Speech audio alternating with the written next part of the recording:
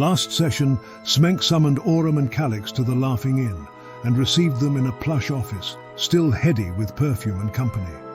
Pleasure faded to fury as he scolded Aurum for tipping their hand at the mine. Evidence would now be ash, and then he pressed a button and sent the pair out again, this time with Cedric and a gnome investigator named Perkins to squeeze the truth from whatever was left.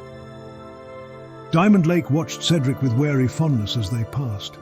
At Dorstone's gate, no sentries waited, just a half-burned torch, scattered ore, and an acrid reek.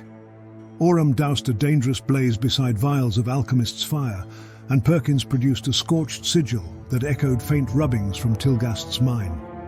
Beyond a pair of iron doors, the air itself seemed to lie. Calix felt a cold, slick presence seize his terror and drive the whispers back with a possessive thought. No. He's mine. Aurum clenched his will around the promise of family and stepped through. 3 choices split the tunnels. The left room was a wreck of glass, overturned lectern, and torn robes. And a robed man hunched over burning papers. Perkins' wand turned the man's bravado to panic. He blurted that they were going to Free City, then choked as blood streamed from his eyes and a tide of worms ripped him apart from within. Flames took the rest. Alistair appeared from the stone, traded a dry high-five with Calix, and carefully wrote the name none of them would say aloud. A severed arm with a tattoo and matching sigils pointed to a profane alliance. The centre barracks reeked of oil and death. Weapon racks were stripped, banners torn, a shield nailed to the wall bore 6 carved arrows, Hexter's sign.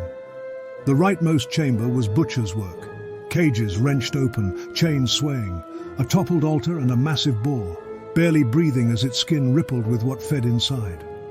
Perkins's magic granted mercy. Fire scoured the worms. Cedric kept them moving, grim and ready to run if the dark ran back. They converged on a vast cavern, an 80-foot ceiling lost in shadow, chains swaying, a central pit pulsing sickly green, and an inactive portal frame scorched and splintered at the magical seams. Bubbling rose from the pit, and a corpse riddled with worms hauled itself up and charged. It slammed into their line, vomiting a living carpet that tangled the guards and even Perkins. Calix held fast, blade biting deep, while Aurum's construct pounded, and the dwarf's strange resilience crushed burrowing worms under skin gone momentarily like stone. A final thunderous shot blew the horror's head apart. With its animus gone, the worm shriveled and died.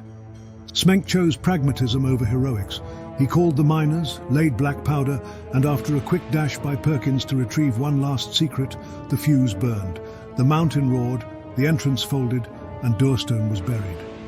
On the walk back, Aurum offered a prayer to Moradin for kin lost and missing. Perkins, still shaken, quietly mentioned he'd seen Aurum's elven wife days ago, playfully clinging to a very uncomfortable man in town. Cedric promised to inform Free City. With the Whispered One, Hexter and Bloodrights threading together, and whispers of a move on Free City, the mine was sealed. But the real work had only just broken the surface.